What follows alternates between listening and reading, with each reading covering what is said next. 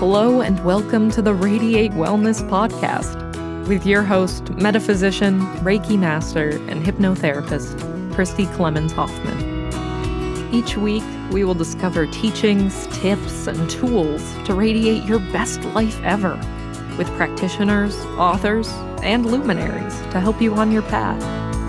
Wellness, joy, peace, abundance. What do you want to radiate? Hello and welcome to the Radiate Wellness Podcast. Today we radiate self-compassion with author John Parkinson, who's also a healer, writer, and former BBC documentary producer. Now, Anna has written several books, and the newest one is Beyond Sex and Soup, which is basically a healing and spiritual journey. Hi, Anna. Welcome today. Hi. Lovely to be here, and I'm really excited to take part. I am too. Today feels like an auspicious day. We are recording. Of course, this is not going to be out for a while, but we're recording on 2/2/22, which is also Groundhog's Day, as we were just talking about. But it just seems auspicious. And you know what? Let's start with that. Before we started recording, you mentioned something about February being a manifesting month. Yes, it's interesting because, of course, in the Southern Hemisphere, February is a month where things that have been planted earlier in the year begin to be delivered.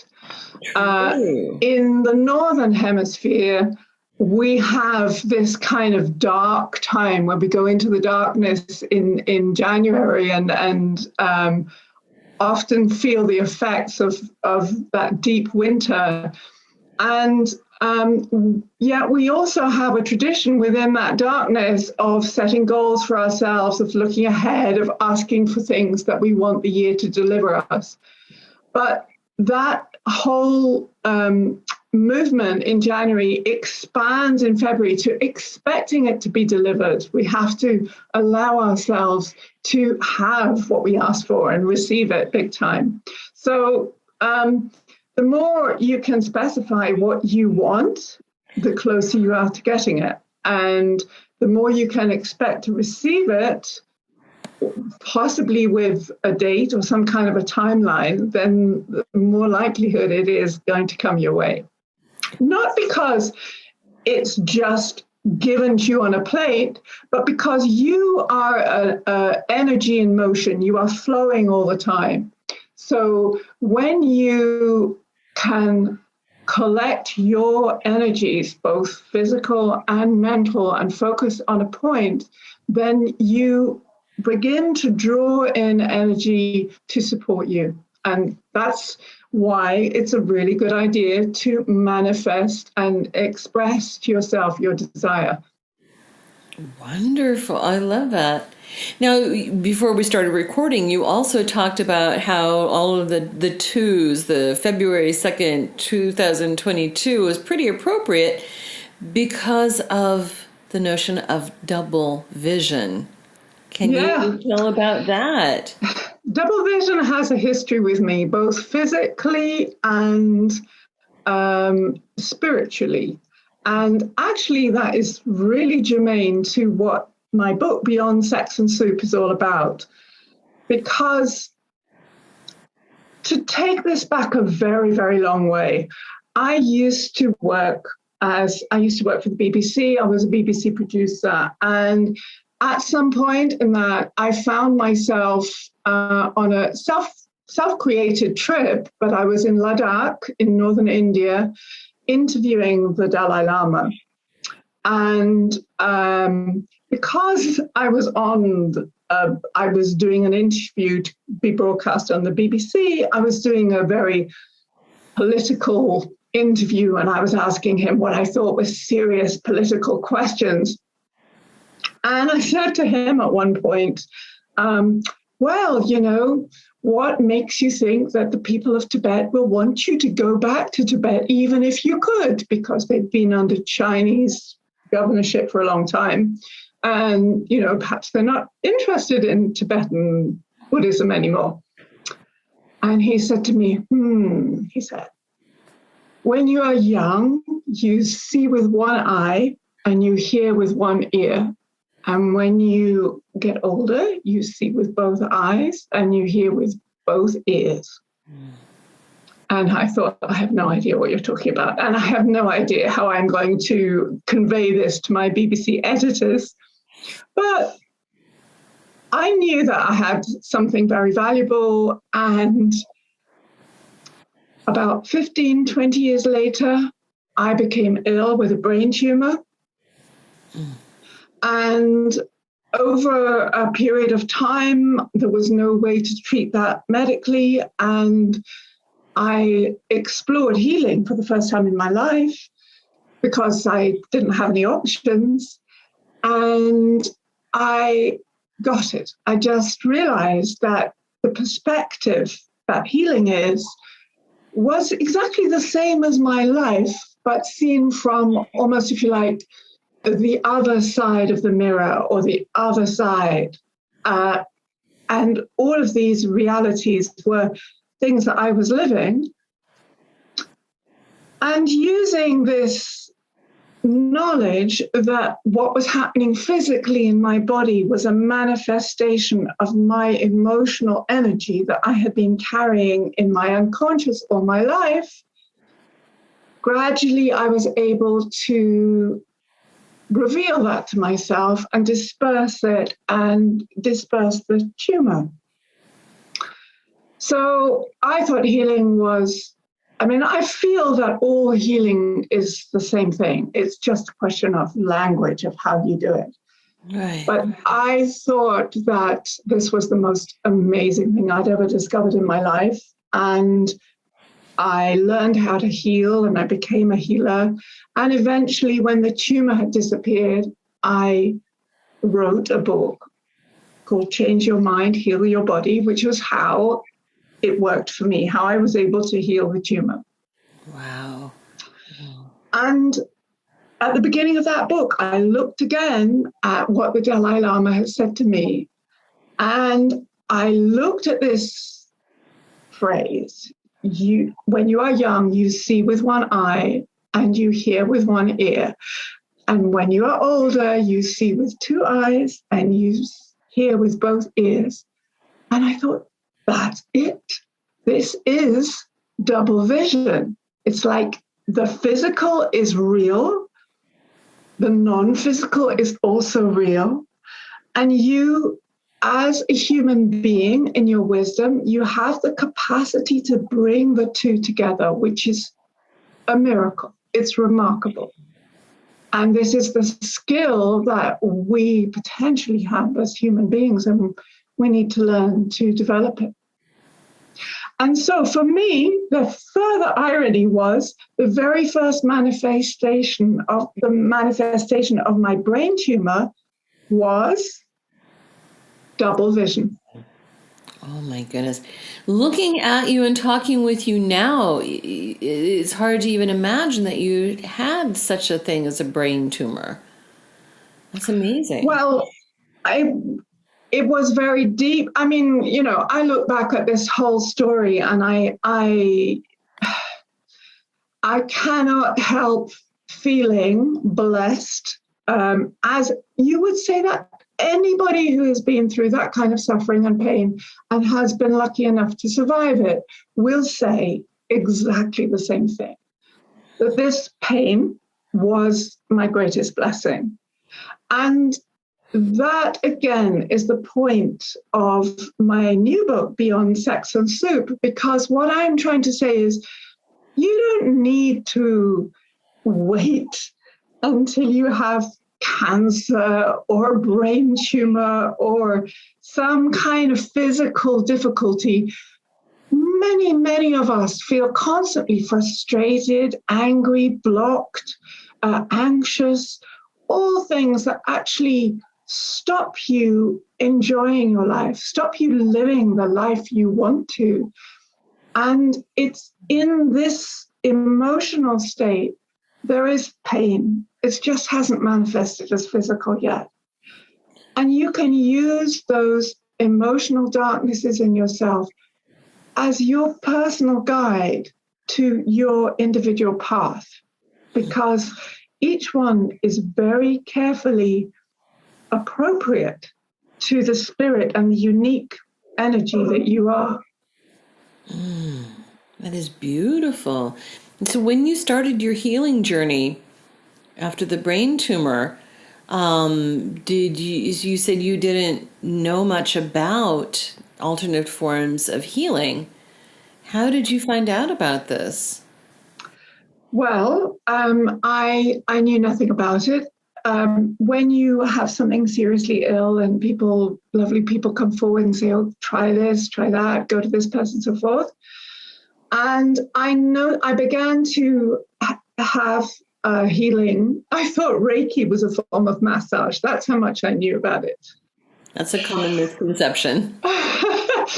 And I began to notice that healing had an effect on me, a physical effect. And I thought, it wasn't necessarily an effect that I liked, but I noticed that it did something. And I thought, that's really curious. How can a person who doesn't even touch me change the way I feel? And eventually I was introduced by my sister, my lovely sister, to an American who has now passed, called Martin Brofman. And he had developed something called the body mirror system of healing. And what was really powerful for me was that Martin gave me healing, but he then told me what he had seen in my unconscious energy. And for me, that was really powerful, because I recognized that with my conscious daily self. And I was able to say, if you have seen this, I do see that this is my stuff. I didn't think it was important. I thought I'd got rid of it years ago. But if you can see it, then I must be carrying it around. So I learned to heal from Martin. And all my work in healing and in workshops and in my writing is about teaching people how to integrate the conscious and the unconscious mind. And that's why I called my book Beyond Sex and Soup, because yes, your body, your unconscious body needs both of those things. It's a human given. We need it. Yes. And your unconscious body will take you towards those things, whether you like it or not.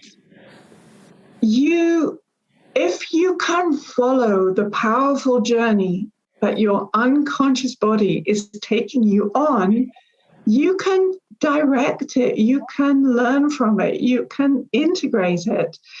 Because our conscious mind is, our normal daily beta action conscious mind is really powerful. It's the boss of your living being. But it is often used destructively. Not deliberately, but it is often used destructively. So let's just, for example, say, you have a wonderful imagination. You have inner senses. We all have inner senses, and they deliver to you a truth about perception through your imagination. It might be something that you hear. It might be something that you think you see. It might be a feeling. But this is all your inner senses in action. Your conscious mind is attuned to your external senses. It's attuned to your external sight, your external hearing, your external feeling, so forth. And those external senses are all designed to keep you safe. Yes. So your conscious mind is constantly saying, no, you may think that there is light emanating from that door, but actually it is, a normal door that is 6 foot tall and 2.5 foot wide or something. So your conscious mind is constantly dismissing what it perceives as potentially dangerous extraneous information. Mm-hmm. So in that sense, it can be destructive in that it will block what you feel you haven't got time to consider, or it's not safe to consider for some reason or another. But the actions of your body are actually in the hands of your unconscious. So if we had to decide in our minds, like, how many muscles we have to move to sit down, we would never be able to do it, Right.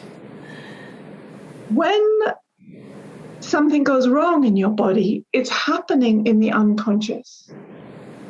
And your conscious mind actually has the ability to go have a look, love it, sort it out, understand it, just like a mother has the ability to do that for her child. So there's a lot of traction in allowing yourself to see yourself even when you are not perfect, perhaps. Yes. That's beautiful. Now, you've already written one book on healing. Mm-hmm. In fact, I guess we could consider 2 books on healing. Do I have that correct? Is that accurate? No, my first book was actually, it was healing, but it was about plants. It was about an ancestor of mine who was a famous herbalist, Nature's Alchemist, it's called. Right. So at that time, I knew nothing about healing when I wrote it. Mm-hmm. Right. And so why would you wrote Change Your Body, or Change Your Mind, Change Your Body? Heal your body, yeah. Heal your body. Change your mind, heal your body. Apologize for that. And then, so why would you write another book about healing? What was left unsaid? Well, what I wanted to do was, I wanted to, in Beyond Sex and Soup, I wanted to just show the tools that will take you from difficult feelings to a real understanding of yourself. So I was running workshops where I would focus on different energy centers of the body for a whole day. So, for example, fear and anxiety and insecurity are associated with the base chakra, the skeleton, the fundamentals of the body. And I was using particular tools for particular days for people who had those problems in particular. So, for example, we all have an individual tendency. Each person is unique. And some of us will have a problem with anxiety. Some of us will have a problem with jealousy. Some of us will have a problem with rejection. But it tends to be that this problem will manifest itself again and again and again in your life until you actually look at it and say, what is it in me that is creating these effects that I don't like? Right. And I wanted to give people, in Beyond Sex and Soup, I'm giving people the tools to explore that. Right. And release it. Release it is the most important thing. Releasing it is the most important thing. We have to acknowledge it and understand it and feel it and then release it. So what are some of the tools that you talk about in Beyond Sex and Soup? I use the language of your imagination combined with meditation, so that you, if you look at a person, they are not what they appear to be. They are, to themselves, they are their memory, they are their imagination, they are their dreams, they are their fears, etc. That is the reality, and their loves. That is the reality for the person inside. So we all need to spend time having a look at the way the furniture is organized in there, the way it is distributed. And actually what makes us, what shows us the best picture of the way the furniture is distributed is external events. Just like if you look in a mirror, it shows you what shape you are. It's other people, it's the things that happen to you, it's the events that are showing you what is inside you, even if that may not be something that has come to your conscious attention. So I use what I call guided meditations to pick out particular experiences that may have occurred to you in a pre-verbal experience. They may have occurred to you in the womb, but your imagination is extraordinarily eloquent. It will take you, your imagination connects to your emotional truth, and it will take you to what is true for you emotionally. It's not the same as saying, oh, this is true, and I'm going to hold it up in a court of law, and I'm going to contest it with my siblings or my parents. It's different. This is true. What is true emotionally is true for you. Did you know that Radiate Wellness is more than just a podcast? That's right. We're also a comprehensive, holistic wellness practice. Find out about our services, practitioners, and upcoming events at radiatewellnesscommunity.com. While you're there, visit our podcast page to read more about our great guests and even donate to the podcast. If you like our podcast, you can help in other ways as well, like subscribe or follow us wherever you're listening right now. Tell a friend, a family member, or a coworker about the great content you find here. And if you wouldn't mind, please give us a thumbs up, a 5-star rating, or a positive review. Sounds like a small thing, but it really helps. You might like to know about our Facebook communities while we're at it. We have a free community, the Radiate Wellness Community, on Facebook for news and great free content. Our subscribers group is Radiate You, as in the letter U, but also, well, you. There you'll find curated replays of past classes, guest interviews, and more. And now, back to our podcast and back to our guest. So the reason that I wrote a second book is that you don't have to wait for some physical catastrophe to make your life better. You know, I mean, we are all programmed to get on with it and to bypass our emotional difficulties. But actually what I'm saying is that your emotional difficulties, your emotional pain can show you a better way to live, a happier way to live. And that's what Beyond Sex and Soup is about. Oh, wonderful. A better way to live. How do you feel that this perspective, this insight has changed your life? Completely. I feel, I mean, for me, I am a happy healer. I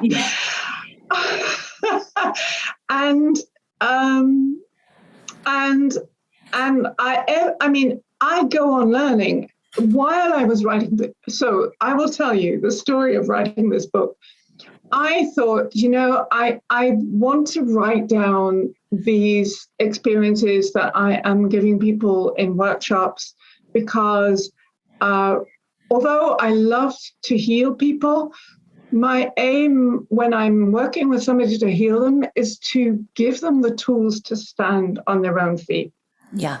Yeah. And I have a sort of rule of thumb that when I'm saying something over and over again, there's a little bell that goes off in my head that says, okay, write this down and put it out there. So you don't have to keep saying it over and over again. So that was the kind of the drift. And I started to write a book which is about giving you the tools to deal with any emotional difficulty that you have and using those very emotional difficulties to open up your life, to clarify your way forward. And that's what Beyond Sex and Soup became. Right. And then as I started to write it, thinking, oh, this is really simple. I know what I'm writing. It'll be done in, 5 minutes. Famous last words. Exactly. It was like, oh my goodness, this is just opening up into the way in which quantum mechanics meets physical mechanics. And I am trying to describe the universe here. And what have I got myself into? And that started to go into the book. It was okay. And then my mom got ill, bless her. She began to die. And my life just exploded while I looked after her. But then she went into the book too. Because, she had a wonderful life, my mother. She was a very powerful person, and she was 95 when she died. My goodness. I can't say that she left before her time, but the experience of being intensely involved with helping her and helping her out of her life was constantly informing me. And one of the things I think that we don't have so much anymore, although the last thing that happened while I was writing this book was a global pandemic in which death became super present everywhere. There is that, yes. One of the things that we had lost touch with, but which our ancestors were constantly in touch with, is that death happens. It's there. It's with you. It's potentially there always.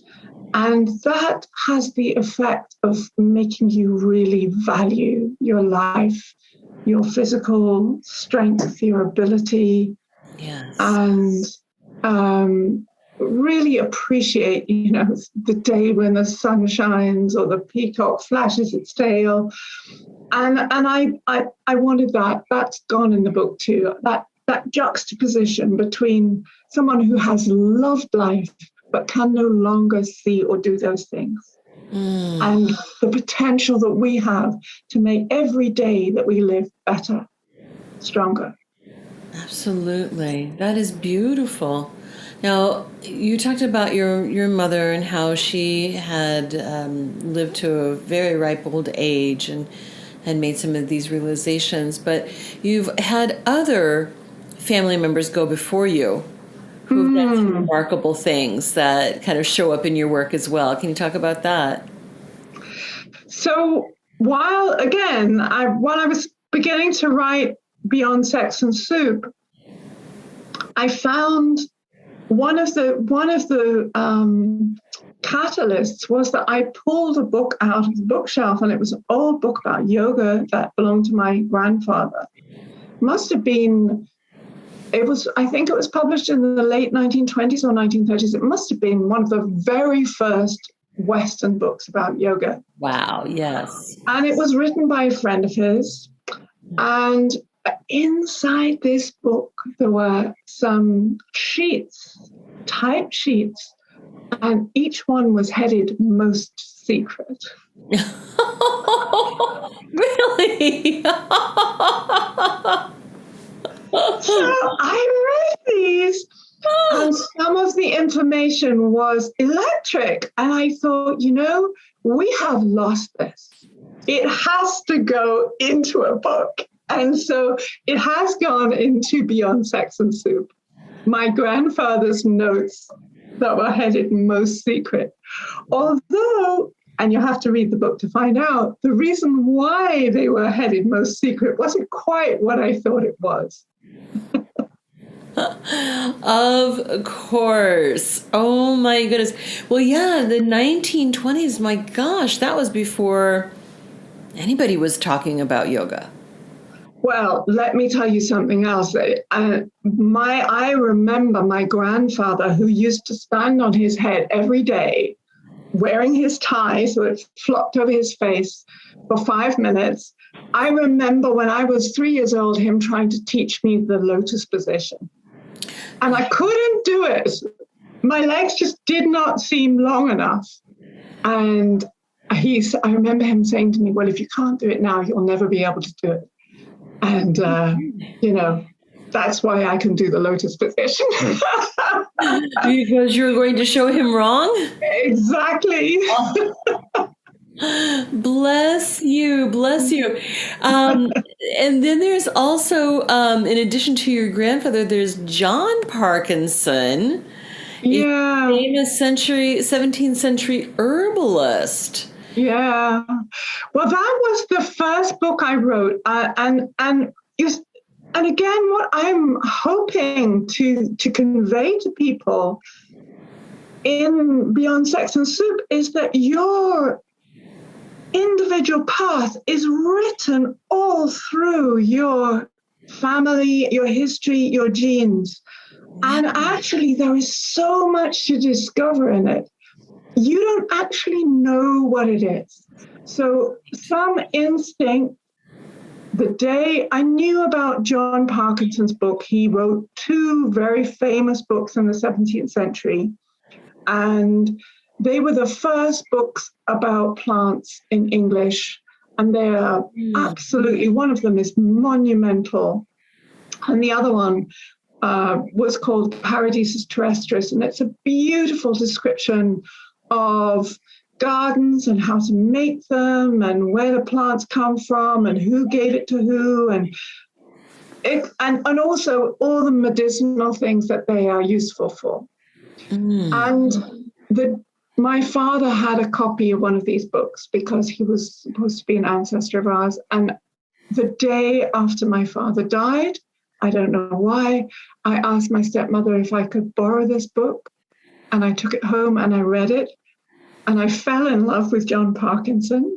And I looked around for more information about him. And I realized that nobody had ever written his story. And so I did it. And that's what Nature's Alchemist is about. It's about a man who loved plants and how they saved his life. My goodness. And of course, your background with the BBC and making documentaries may have aided your research. I think, if you're a journalist and you read something written that says not much is known, that's like red rag to a bull.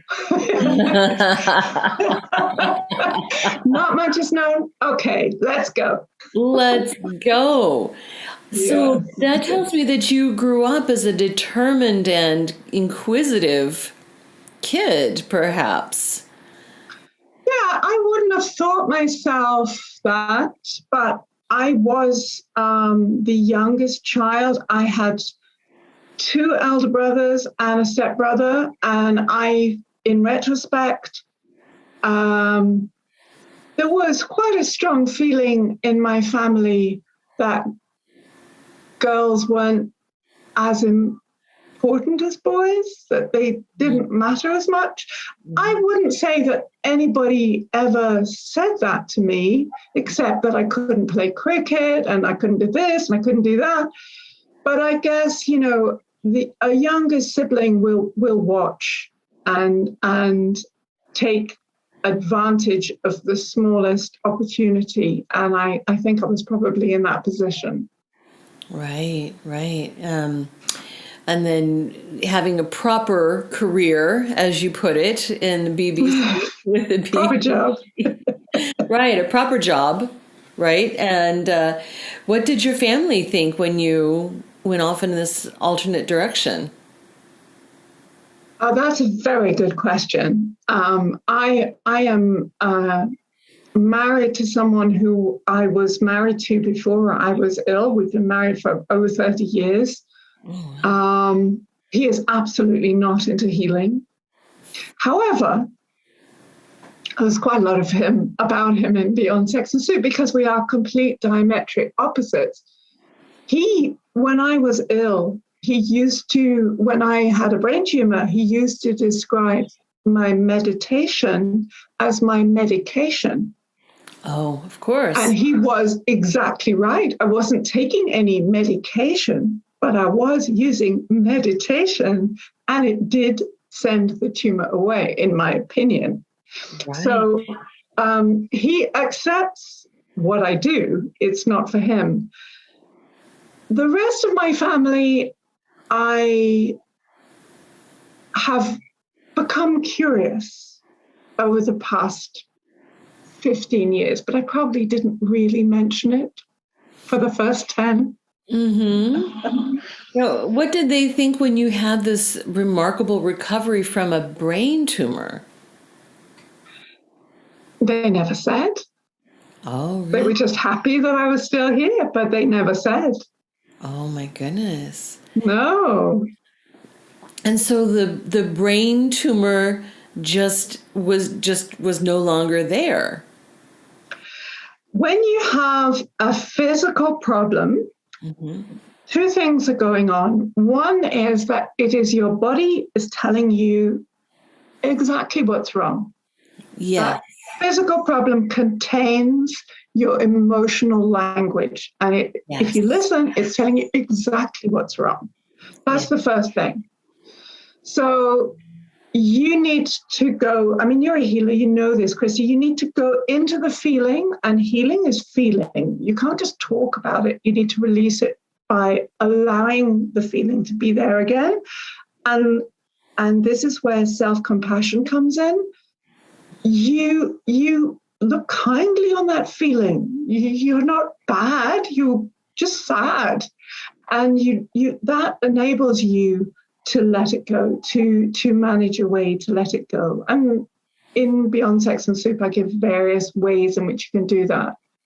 Yes. So that's the first thing, that your unconscious body is talking to you all the time, just like your dog is talking to you, or the trees are talking to you, or the sky is talking to you. They're all using a language. It's just a non-verbal language. And the other thing that's going on is that as the boss of the whole ship, or the boss of the factory, your conscious mind is in command of your most amazing tool, which is your imagination. Yes. And you can imagine horror, you can imagine fear, you can imagine terrible things happening to you or your family, or you can imagine some good stuff. And it takes some discipline and some practice to really use that tool. And that's why the daily practice of meditation is used by so many cultures that don't have what we have grown accustomed to in the West, which is the instant give it to somebody else and they'll sort it out response. Mm-hmm. You know? Exactly. And so what did I do for removing a brain tumor? Well, number one, I needed to understand it. Mm-hmm. Well, number one, if I had been able to cut it out straight away, I would have just made an appointment and done it. Mm-hmm. But I wasn't. So I was given that. I was given a lot of confusion, which didn't feel good at the time, but it was very, very good for me. It was very handy because it made me realize that I made me listen to what I was saying to myself, which is, this is my head, not just a case or not just a whatever. And when I heard that it was my head, I thought, yeah, so I've got to sort it out. So that was the first thing. The second thing was there was no medical way of doing it. The third thing was that through exploring and through meeting this wonderful healer, Martin Groffman, I began to understand it. Yes. And I realized that my unconscious was manifested even in the book that I had just written, which was Nature's Alchemist, about my ancestor, because I realized that although the tumor was diagnosed literally 2 weeks after I started to write that book. Oh, my goodness. And my first thought was, if I'm going to go blind or die, I'm damn well going to finish this book. See, you're a stubborn girl after my heart. I guess I am, yeah. I finished the book, and then I went to edit it the day after my healing, that first healing with Martin Brofman, and I looked at it and I saw the first line I had written, I never lived with my father. And the reason I wrote that was because I wanted to explain that this book, that this ancient book that my father owned, wasn't very familiar to me until I actually borrowed it and took it home to read it. Yes. But after the healing, in which it had been explained to me that my brain tumor was directly related to my relationship with my father, it was like being Alice and seeing through the looking glass. I saw that that line was my unconscious expression of trying to make a connection with my father who had just died, while I knew that I would never have the connection that I wanted when I was a small child. Yes. You know, this came up in a healing session that I conducted yesterday, that, you know, these things can be dormant. They can lie there for many, many years until we're ready to look at them. Yes. And one of the things that we learn is that the universe, these things which are not physical are connected to the universe. Yes. I mean, this is where quantum mechanics comes in, that we are quantum mechanics. Yes. And we are physical mechanics. We're both of those things. Yes. And to literally get our brain, or the best brains in humanity have not been able to fuse these two. Right. So far. But we know they both exist and they both have their own logic. Yes. Physical reality has a logic and the quantum reality has a logic. Yes. They are fused in you. They are fused in me. Yes. We are living that fusion. And so when something like that, an emotion, lies dormant, it's connected to so much more than your own physical reality. Yes. And loosely we say it's the universe. Well, it is the universe. It is. But sometimes the universe can seem like so big when we're so small that we don't really feel connected. But what I'm saying is that your emotions, good and bad, are your connection to the universe. Yes. And find the way through them, and you find your sense of place, your sense of belonging. Oh, that's beautiful. I would even say that our emotions, good and bad, are who we are. And we are, but we don't necessarily want to live under the layer or the shadow of the bad ones. I'm not saying bad in the sense of a judgment. I'm saying we don't want to live under the shadow of suffering. Right. The darker side of the emotions. Yeah.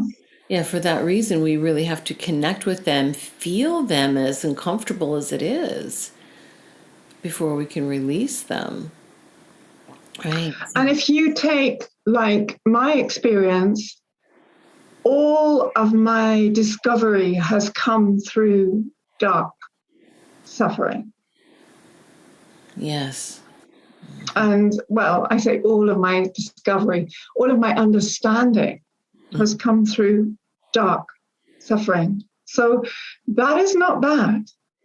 No. That darkness in yourself is not bad. Well, it's what gives us the contrast that we need. Well, it's like a movie or a book, isn't it? That, if everything was sunshine and rainbows and all was happy and good in each character's life, then there'd be no story. It is also the balance. It's in balance with what we are, because we are physical, and that physical body is going to disintegrate at some point. But we are non-physical as well, and that non-physical part of us can communicate beyond physical barriers and beyond time. Mm-hmm.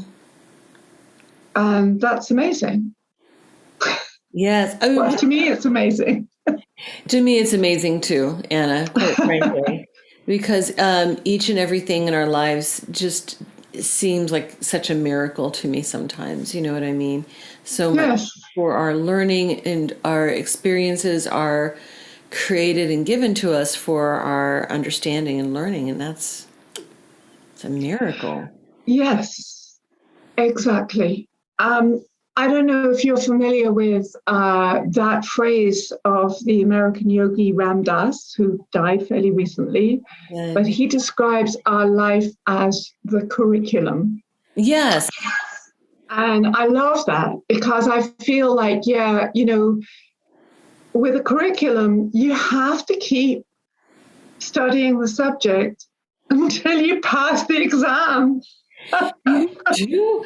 Yes, exactly. Yeah, I equate life to a large university where we used to have these course catalogs where it listed all of the classes that you could take to fulfill your program, and then other electives that you could take. And I always equate life to, it's like, we've got this course catalog. What do you want to study this time around? Exactly. And also, once you get it, that's it. You don't have to study it anymore.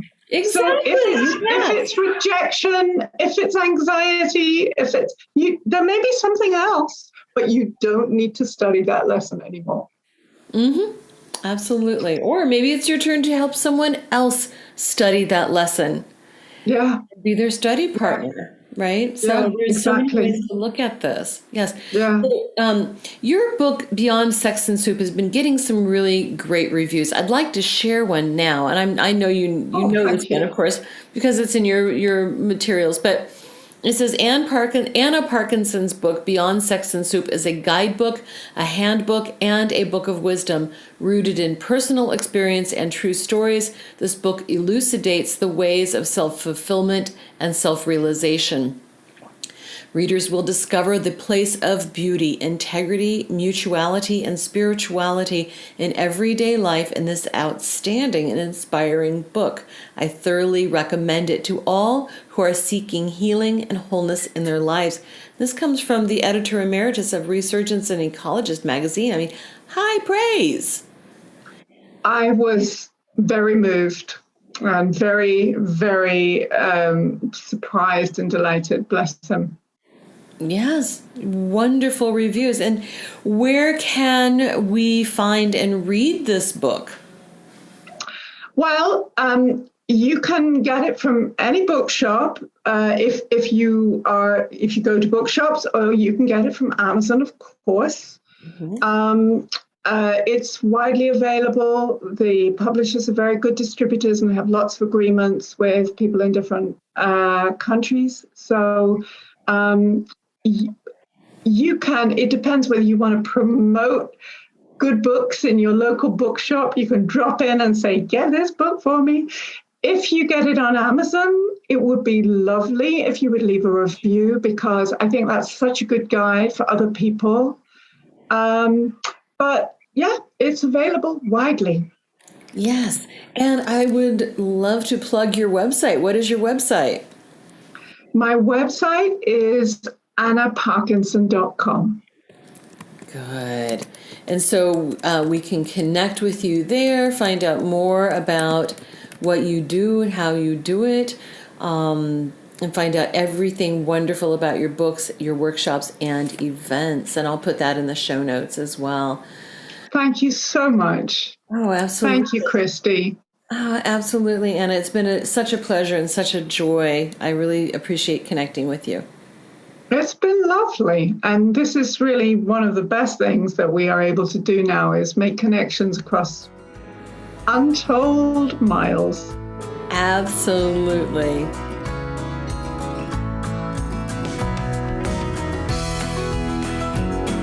Radiate Wellness is an international community of holistic and alternative healers dedicated to helping you create spiritual, energetic, and physical well-being.